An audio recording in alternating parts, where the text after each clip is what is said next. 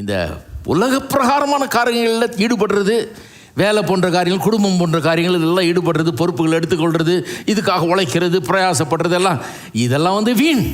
ஏன்னா இந்த material world, இந்த உலக பிரகாரமான காரியங்கள் எல்லாம் வீண். எது முக்கியம்? ஆவிக்குரியது தான் முக்கியம்.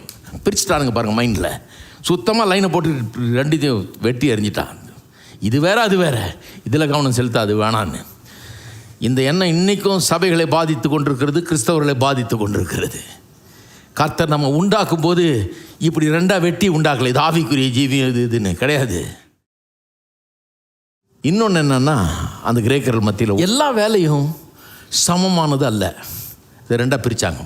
ஒன்று ஆவிக்குரியதையும் உலக பிராமணத்தையும் ரெண்டாக பிரிச்சுட்டாங்க. இன்னொன்று என்ன பண்ணாங்க, வேலைகளை பிரித்தாங்க. எப்படி பிரித்தாங்கன்னா, மனதை வச்சு யோசித்து வேலை செய்கிறது வந்து அதுதான் வேலை, அதுதான் கரெக்டு.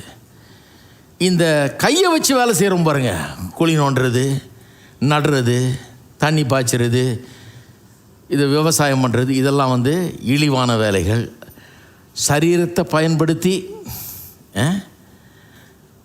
செய்கிற வேலைகள். சரீர உழைப்புங்கிறது கேவலமானது, மன உழைப்புங்கிறது உன்னதமானது அப்படிங்கிற ஒரு டிவிஷனை கொண்டு வந்தாங்க. Division of labour.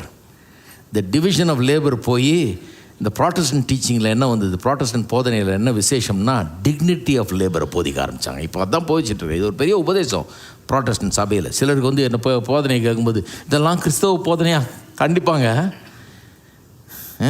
லூத்தரு, கால்வின்லாம் ஆரம்பிச்சப்போ என்ன போதிச்சாருன்னு வாஸ்து பாருங்கள். கிறிஸ்தவ போதனையான்னு கேட்குறவங்க இதுதான் கிறிஸ்தவ போதனை. டிவிஷன் ஆஃப் லேபரை கொண்டு வந்துட்டாங்க. டிவிஷனை டிவைட் பண்ணி விட்டாங்க.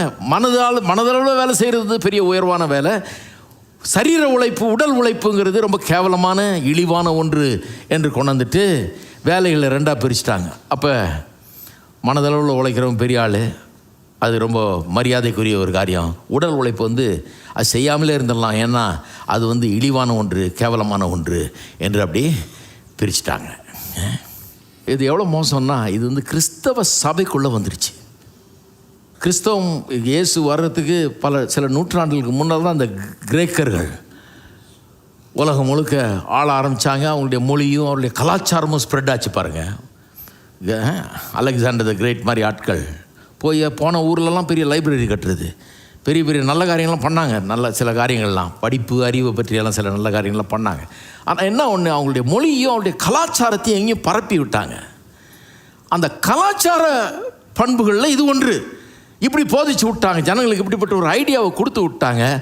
இயேசு கிறிஸ்து மூலமாக உள்ள ரட்சிப்பெல்லாம் பிரசங்கம் பண்ணி எல்லாம் பண்ணும்போது ஜனங்களுக்குள்ள இது ஒரு பெரிய, அவங்க முன்னேறதுக்கு ஒரு பெரிய தடையாக இருக்கிறது. ஏன்னா இந்த கிரேக்கர்களுடைய ஒரு ஐடியா இது வந்து அவருடைய முன்னேற்றத்துக்கு பெரிய தடையாக இருக்குது. ஏன்னா இது அதுக்கு முன்னாடியே சில நூற்றாண்டுகளாக பதிந்து விட்டது, கலாச்சாரத்தோடு கலந்து விட்டது. ரோமர்கள் வர்றதுக்கு முன்னால் கிரேக்கர்கள் ஆண்டார்கள், உலகத்தையே ஆண்டு எல்லா இடத்துலையும் தங்களுடைய கலாச்சாரத்தை, எண்ணங்களையும் பரப்பி, ஐடியாஸை பரப்பி விட்டுட்டாங்க.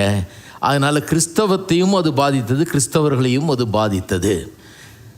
ஸோ இப்படி பரப்புனதுனால ஜனங்க மத்தியில் ஒன்று ரெண்டு காரியங்கள் பரவலாக வந்துருச்சு. என்னென்னா, work is a necessary evil. வேலை என்பது அத்தியாவசியம்தான், ஆனால் அது பொல்லாதது. தேவை, செய்ய வேண்டியதாக இருக்குது. இப்போ வீடுன்றதா பெருக்கி தான் ஆகணும். ஹலோ, நான் பெருக்க மாட்டேன்னா அப்புறம் பெருக்காமல் விட்டிங்கன்னா அப்புறம் கொஞ்ச நாளில் கிருமியெல்லாம் வந்து தாக்கி சாக கூட நேரிடும். அதனால தான் என்ன பண்ணுறோம், வரிஞ்சு கட்டிக்கிட்டு தொடப்பத்தை எடுத்துக்கிட்டு இது இழிவானதுன்னு நினைக்கிறோம், இருந்தால் கூட பெருக்கிறோம். ஏன்னா செய்ய வேண்டியதாக இருக்குது. Necessary, but necessary evil. Necessary ஈவில்னா அத்தியாவசியமான ஒரு பொல்லாப்பு நமக்கு வந்துருச்சு, வேலை அப்படிங்கிற ஒரு எண்ணத்தை அவர்கள் வைத்திருந்தார்கள். அந்த வேலையில் எப்போ அது நல்ல வேலைன்னு சொல்லலாம், அதன் மூலமாக நம்முடைய குடும்பத்துக்கு சாப்பாடும் துணிமணிகளும் தேவைகளும் சந்திக்கப்படுதுன்னா, அது மட்டும் இல்லை, நாம் இந்த மனதளவில் வேலை செய்கிற மாதிரி வேலையை தேர்ந்தெடுத்துக்கிட்டு உடலால் உழைக்கிறவனுக்கு நம்ம சம்பளம் கொடுத்து அவனை நம்ம உடல் வேலையெல்லாம் அவனை செய்ய வச்சுட்டா, அதுக்கு நம்முடைய காசு, நம்முடைய பிரயாசம், நம்முடைய வேலை பயன்படுமானால், அதாவது நான் வேலைக்கு போய் வேறு உயர்வான வேலைக்கு போய் இந்த மனதளவில் செய்கிற வேலைக்கு போயிட்டு சம்பாரித்து என் குடும்பத்தை காப்பாற்றி இந்த பெருக்கிற துடைக்கிறதுக்கெல்லாம் வேற ஆள் வச்சு உடல் உழைப்புக்காரனை வச்சுட்டு அவனுக்கு பே பண்ண முடியுமானால் அப்போ அது நல்ல காரியம். இல்லைன்னா அது பொல்லாப்பு, இப்படிப்பட்ட ஒரு பொல்லாத ஒரு எண்ணம் ஜனங்கள் மத்தியில் வந்து பரவிடுச்சு. இது உடனே நீங்கள் பார்க்கலாம், இது எப்படி நம்ம கலாச்சாரத்துலேயும் வந்து கலந்துருச்சுன்னு பார்க்கலாம். அது மட்டும் இல்லை, வேலைனாலே அதில் என்ன முக்கியம்? வேலைனாலே ஸ்டேட்டஸும் சம்பளமும் தான் முக்கியம். அதில் என்ன பதவி என்ன சம்பளம் அதுதான் முக்கியம். வேலை சம்பளம் வேணான்னு சொல்ல, நான் செழிப்பை நம்புகிறவன். நல்ல சம்பளம் வாங்கணும், நல்ல வேலையில் உயரணும், ஸ்டேட்டஸையும் ஒன்றும் தப்புன்னு சொல்லலை. ஆனால் என்ன நினைக்கிறாங்க சிலர், வேலைனாலே வெறும் ஸ்டேட்டஸும் மணியும் தான், பணமும் பதவியும் தான் வேலைன்னு நினைக்கிறாங்க. இதனால் என்ன ஆகுது, நிறைய பேர் அவருடைய தாளந்துகள் என்னவோ அந்த வேலையில் போகிறதே கிடையாது. நீங்கள் பாட்டு கேட்டு பாருங்கள், 90% பேர் அவங்களுக்கு என்ன தாளந்தோ அந்த வேலைக்கு போகவே மாட்டாங்க. அழகாக வரைவான் ஒருத்தன், ஆனால் ட்ரிபிள் இ படிக்கிறேன். எதுக்கு? அப்போ தாங்க ஒரு இன்ஜினியர்னு சொல்ல முடியும். பொண்ணு பார்க்கும்போது கேட்குறாங்க இல்லையா, இன்ஜினியரா தான் கேட்குறாங்க. அப்புறம் சம்பளம் எவ்வளோன்னு கேட்குறாங்க. அதனால நான் வந்து இது படிக்கிறேன். இதுக்கு எனக்கு சம்மந்தமே கிடையாது, எனக்கு பிரியமே கிடையாது. இருந்தாலும் இன்ஜினியர், எங்கள் அப்பா சொல்கிறாரு இன்ஜினியர் தாண்டா இருக்கணும் நம்ம வீட்டில், வேறு எதுவுமே இருக்கக்கூடாது. டாக்டர் இருக்கணும், இல்லைனா இன்ஜினியர் இருக்கணும். நம்ம நாட்டில் என்னென்னா இது ரெண்டு தவிர வேறு எதுவுமே கிடையாது. அதான் நான் நினைக்கிறது, நல்ல காலம் கத்தர் என்ன இதுலேருந்து காப்பாற்றினார். நான் இன்ஜினியராகவோ டாக்டராக இருந்தால் என்ன அவருக்கு பெரிய டிசாஸ்டர் ஆகிட்டு இருக்கும், பேரழிவு தான் உண்டாகும் அதன் மூலமாக. எங்களை மாதிரி ஆள்லாம் இன்ஜினியர் ஆகிறவங்க ஆகட்டும். நான் என்ன சொல்கிறேன், கத்தர் என்னை இன்ஜினியராக இருக்கும்படி உண்டாக்கலை, அதுக்குரிய தாளந்துகளையோ கிருபைகளையோ ஆற்றலையோ உள்ள வைக்கலை. அதனால் நான் அது மாதிரி ஆக பார்த்தேன்னா அது தவறு இல்லை. அதில் பணம் கிடைக்குது, அதில் பதவி கிடைக்கிறதுனால அதில் போனோன்னா அதை விட பெரிய தவறு இருக்க முடியாது. இப்படி ஒரு தப்பான டைரக்ஷனில் கொண்டு போயிடுச்சு பாருங்க. வேலைனால பணமும் பதவியும் தான் வேலை, வேறு எதுவும் வேலையே கிடையாதுன்றது பைபிளுக்கு விரோதமானது. புராட்டஸ்டன்ட் மார்க்கத்தில் என்ன போச்சாங்க, வேலைங்கிறது என்ன, கடவுளுடைய வேலையை கடவுளுடைய பிரதிநிதியாக நான் இருந்து கொண்டு இந்த உலகத்தில் நான் செய்கிறேன். ஒரு படத்தை வரைகிறதன் மூலமாக கடவுளுடைய சுவாபத்தையும் அவருடைய மகிமையும் நான் வெளிப்படுத்த முடியும். நீங்கள் கேட்கலாம், அது என்னங்க ஜனங்களுக்கு சோறு போடுமா, பிரயோஜனமாக இருக்குமா? ஏன் பிரயோஜனமாக இருக்காது? ஒரு மனுஷன் அவனுக்குள்ளே என்ன தாளந்து இருக்குதோ கிருபை இருக்குதோ அதை முதல்ல அறிந்து கொள்ளணும். கடவுள் இல்லாமல், கடவுளோட ஒரு தொடர்பு இல்லாமல், லிங்க் இல்லாமல் அவனுக்கு அதை அறிந்து கொள்றதே ரொம்ப கஷ்டம். என்னை பொறுத்த வரையிலும் கடவுளை ஏன் தெரிஞ்சுக்கணும், அவர் தான் காமிப்பார். அதனால தான் வேதம் சொல்லுது, வாலிபனே உன் வாலிப நாட்களில் சிருஷ்டிகரை நினை. ரிட்டையர் ஆன பிறகு நினைன்னு சொல்லலை. சிலர் சொல்கிறாங்க இப்போ ஜாலியாடுறா, ரிட்டையர் ஆன பிறகு கடவுளை நினை, கோயில் பக்கத்துலேயே வீடு வச்சுக்கிட்டு பொடி நடையாக போயிட்டு வரலாம். சாகிற நேரத்தில் அப்படியே கல்லறை கொண்டு போயிடுவாங்க. இப்போ வந்து ஜாலியாக ஆட்டம் போடு இப்போ அப்படின்றாங்க. வேதவாசனம் சொல்லுது, அப்பா அறிவுள்ள ஆளாக இருந்தா வாலிப நாளில் சிருஷ்டிக்கிறேன் நினை. ஏன்னா வாழ்நாள் முழுவதையும் அப்போ அவர் என்ன காட்டுறாரோ, அவர் என்ன செய்ய சொல்கிறாரோ அதை செஞ்சு பெரிய திருப்தியை நீயும் அடைவ. இந்த உலகத்தில் கடவுளுடைய வேலையை செஞ்சு கடவுளோட காட்டுற காரியத்தை செஞ்சு அவருடைய நோக்கங்களை நிறைவேற்றுவ. அதன் மூலமாக பெரிய திருப்தியும் நிறைவும் உனக்கு உண்டாகும், பயனும் உண்டாகும். இருக்கீங்களா? சரி, இது ஒரு பெரிய தீமை இல்லையா? வெறும் பணமும் பதவியுமா நினச்சி சிலர்லாம் இந்த மேரேஜுக்கு கொடுப்பாங்க இல்லையா, பொண்ணு பார்த்து கொடுங்க, மாப்பிள்ளை பார்த்து கொடுங்க. சிலதில் ஆச்சரியம், சிலது இப்போ நான் சிலது அவ்வளோ உன்னிப்பாக பார்க்குறது இல்லை. நான் எல்லாத்தையும் விவரத்தையும் படிக்கிறது இல்லை. சிலது விவரத்தை படிக்கும்போது எனக்கே ஷாக்காக இருக்கும். அன்றைக்கி ஒன்று படிச்சுட்டு இருந்தேன், கீழே போட்டுருக்குது, ஊழியக்காரர்கள் மட்டும் வேண்டாம், வேறு எதுவாக இருந்தாலும் பரவாயில்லை, என்கிட்டயே கொண்டு வந்து கொடுக்குறாங்க. ஊழியம் மட்டும் ஐயோ வேண்டாங்க. ஏன்னா அந்த ஊழியத்தை பற்றி அவ்வளோ ஒரு கேவலமான ஒரு எண்ணம். ஒருத்தர் ஊழியத்துக்கு இதனால தான் பாருங்க நிறைய பேர் ஊழியத்துக்கு வர்றதில்லை.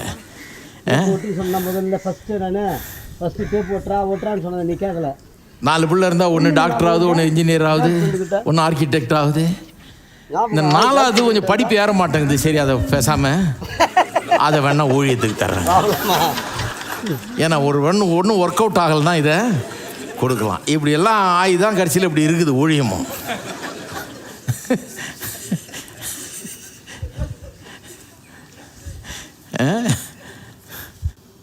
ஊழியமே வேணாம், ஊழியக்காரர் மட்டும் கொண்டாந்துடாதீங்க. வேணாம். அடா, அவன் ஊழியத்துக்கு தான் அழைக்கப்பட்டிருந்தானோ அப்புறம் என்ன பண்ணுறது? ஊழியம் தான் செய்யணும். ஸ்டேட்டஸ் என்ன ஆகுறது? பணம் என்ன ஆகுறது? பணம் யார் தருவா? கடவுள் தருவார். ஹலோ, வாழ்க்கையில் பணம் சம்பாதிக்கிறதுன்றதே குறிக்கோளாக இருக்கக்கூடாது. வெறும் பதவி அடையிறதுன்றதே குறிக்கோளாக இருக்கக்கூடாது. கடவுள் என்னை எதுக்காக வச்சிருக்கிறாரு? எதுக்காக என்னை பிறக்க பண்ணியிருக்கிறாரு? எதுக்காக என்னை உண்டாக்கி இருக்கிறாரு? செழிக்கிறது தப்பு, நான் செழிப்பை நம்புறவனாச்சே. ஆனால் வாழ்க்கை குறிக்கோள் என்னவா இருக்கணும்? பணமாக இருக்கக்கூடாது. வாழ்க்கையுடைய குறிக்கோள் ஆண்டவருடைய சித்தம், ஆண்டவருடைய நோக்கம்.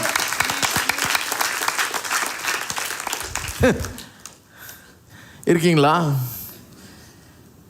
எவ்வளோ மாற வேண்டியதாக இருக்குது பாருங்க. அதனால தான் சில வீடுகளில் பிள்ளைகளை நிம்மதியாகவே விடுறதில்லை. அப்பா அம்மாவுடைய சித்தம் தான் அங்கே நிறைவேறுது. எங்கள் வீட்டில் விட மாட்டாங்க, என்ன பண்ணுறது?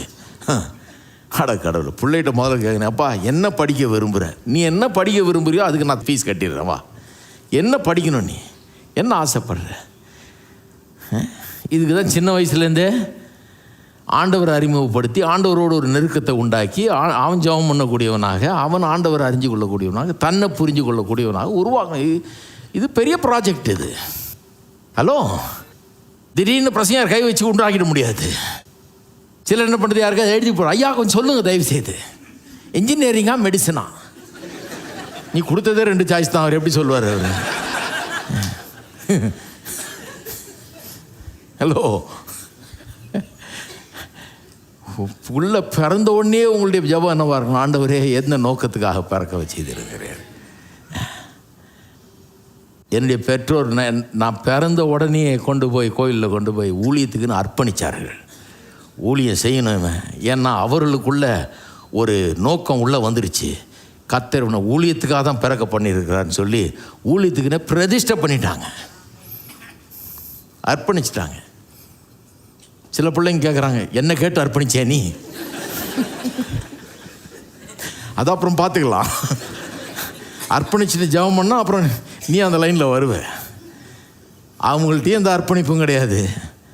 பிள்ளைக்கும் ஆண்டவரை பற்றி எந்த அறிவும் இல்லைன்னா அப்புறம் தேடிக்கிட்டே இருக்க வேண்டியதான். ஏதாவது கிடைக்குமா? அப்படி தான் ஏதாவது வேலை இருக்கா? என்ன வேலை இருந்தாலும் சரி, நான் ஆட கடவுளை என்ன வேலை செய்யணுன்னே தெரியல, அப்புறம் என்ன பண்ணுறது? நம்ம இருக்கிறீங்களா? சரி, பைபிள் என்ன சொல்லுது? இப்போ நான் சொன்னேன் எங்கேருந்து இந்த ராங் ஐடியாஸ் எல்லாம் வந்ததுன்னு. வேதம் என்ன சொல்லுது? வேதம் சொல்லுது, வேலை நமக்கு மரியாதையை மதிப்பையும் தருதுன்னு சொன்னால் அது நமக்குள்ளே இருக்கிற தேவனுடைய சாயலை பிரதிபலிக்கிறது. வேலை நாம் தேவனுடைய சாயலில் உண்டாக்கப்பட்டோம் என்கிறத எடுத்து காட்டுகிறது. வேலை செய்யும்போது நம்ம என்ன பண்ணுறோம்? அவர் என்ன செஞ்சாரோ அதை பண்ணிகிட்ருக்குறோம். அதை விட பெரிய மரியாதை உங்களுக்கு இருக்க முடியுமா? கடவுள் வேலை செஞ்சார், 6 நாள் வேலை செஞ்சார், நானும் 6 நாள் வேலை செய்கிறவன். அவர் 1 நாள் ஓய்வு எடுத்தார், நானும் 1 நாள் ஓய்வு எடுக்கிறவன். கடவுளை மாதிரியே தான் நான், ஏன்னா அவருடைய சாயலில் அவர் உண்டாக்குனார் பூமியை. ஒழுங்கின்மை, வெறுமை, இருளெல்லாம் போக்கி அருமையான அழகான மனுஷன் வாழக்கூடிய ஒரு பூமியை உண்டாக்குனார். அப்போ நானும் என்னுடைய வாழ்க்கையில் இருக்கிற ஒழுங்கின்மை, வெறுமை, இருளையெல்லாம் போக்கி நல்ல காரியங்களை உண்டாக்கக்கூடியவன் நான். பாருங்கள், சிருஷ்டிப்பில் ஒரு முக்கியமான காரியம் 1:26 திரும்ப போங்க. ஒரு ரொம்ப முக்கியமான காரியம் என்னன்னா, தேவன் எல்லாத்தையும் உண்டாக்குனார் இல்லையா? புல் பூண்டுகள்லாம் உண்டாக்குனார், சூரியன் சந்திரன் நட்சத்திரம்லாம் உண்டாக்குனார், மீன்கள், பறவைகள், மிருகங்கள்லாம் உண்டாக்குனார். இந்த மீன்கள், பறவைகள், மிருகங்கள், புல் பூண்டுகள் கூட என்ன சொன்னார்? பெருகும்படியாக உண்டாக்குனார். மீனை உண்டாக்குனப்போ 22ஆம் வசனத்தில் வாசிக்கிறோம். 20-21 சொல்லியிருக்கு, மீன்களையும் பறவைகளையும் உண்டாக்குனார். ஜலத்தில் மீன்களையும் ஆகாயத்தில் பறவைகளையும் உண்டாக்கிட்டு என்ன பண்ணார்? ஆசீர்வதித்தார். என்ன சொன்னார்? பலுகி பெருகி நிரப்புங்கள். புல் பூண்டுகளை உண்டாக்குனப்போ கூட அதெல்லாம் பழுகக்கூடியதா, பெருகக்கூடிய, அது அதனுடைய விதையை அதுக்குள்ளேயே வச்சு உண்டாக்குனேன்னு 11ஆம் வசனத்தில் சொல்கிறார், 1ஆம் அதிகாரத்தில். அப்போ எல்லாத்துக்குமே சிருஷ்டிப்பு, எல்லாத்துக்குமே இந்த பழுக பெருக நிரப்பக்கூடிய தன்மையுடையதாக இருக்கிறது. பழுகி பெருகி நிரப்புங்கள்ன்றது மனுஷனுக்கு மட்டும், எல்லாருக்கும் பொதுவானது. மனுஷனுக்கு மட்டும்தான் ஜாப் டிஸ்கிரிப்ஷன் கொடுக்கப்பட்டது. வேலைன்னு கொடுத்துருந்தாருன்னா வேற எந்த சிருஷ்டிக்கும் வேலை கொடுக்கல. ஆடு மாடுகளுக்கெல்லாம் வேலை கொடுக்கல. பழுகி பெருக சொன்னார். ஆக்சுவலாக பழுகி பெருகிறது பார்த்தீங்கன்னா, ஆக்சுவலாக அந்த இம்மீடியட் கான்டெக்ட்ல பார்த்து பெத்து போட சொன்னார். கடன்னு நிரப்ப சொல்கிறாரு.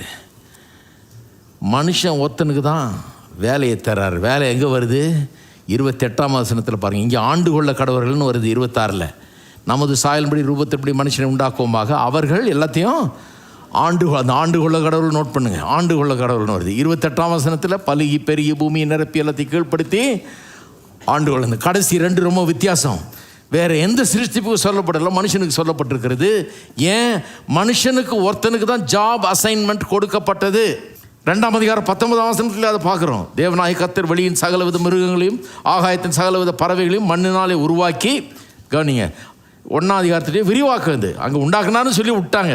இங்கே எப்படி அதை பண்ணாருன்னு இன்னும் கொஞ்சம் விவரமாக சொல்கிறாங்க. உண்டாக்கி உருவாக்கி ஆதாம் அவைகளுக்கு என்ன பேரிடுவான் என்று பார்க்கும்படி அவைகளை அவனிடத்தில் கொண்டு வந்தார். அந்தந்த ஜீவ ஜந்துக்கு ஆதாம் எந்தெந்த பேரிட்டானோ அதுவே அதற்கு பேராயிற்று. அப்போ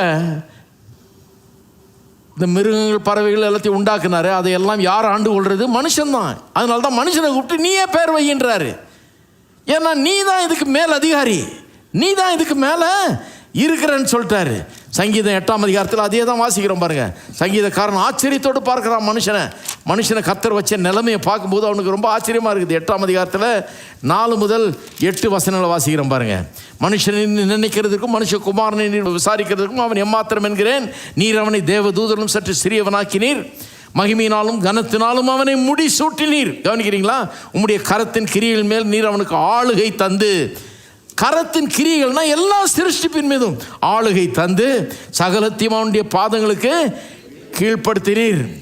அப்புறம் விவரமாக சொல்லுது. ஆடு மாடுகள் காட்டு மிருகங்கள் எல்லாத்தையும் மேலேயும் அதிகாரத்தை கொடுத்தாருன்னு சொல்லப்பட்டிருக்குது. அப்புறம் யாக்கோபு 3ஆம் அதிகாரத்துக்கு திரும்புங்க. புதிய ஏற்பாட்டில் யாக்கோபு 3ஆம் அதிகாரம் 7ஆம் வசனத்துக்கு போங்க. 3:7. இதன் அடிப்படையில் தான் இவர் இப்படி சொல்கிறார். நாவை பற்றி பேசும்போது சொல்கிறார் பாருங்க. சகல விதமான மிருகங்கள், பறவைகள், ஊரும் பிராணிகள், நீர்வாழும் ஜந்துகள் எல்லாம் லிஸ்ட்டு அங்கே வருது இல்லையா? ஆதியாகமம் 1 வருது. உண்டாக்கப்பட்ட போது சகல விதமான மிருகங்கள், பறவைகள், ஊரும் பிராணிகள், நீர்வாழும் ஜந்துகள் ஆகியவைகளின் சுவாபம் மனுஷ சுவாபத்தால்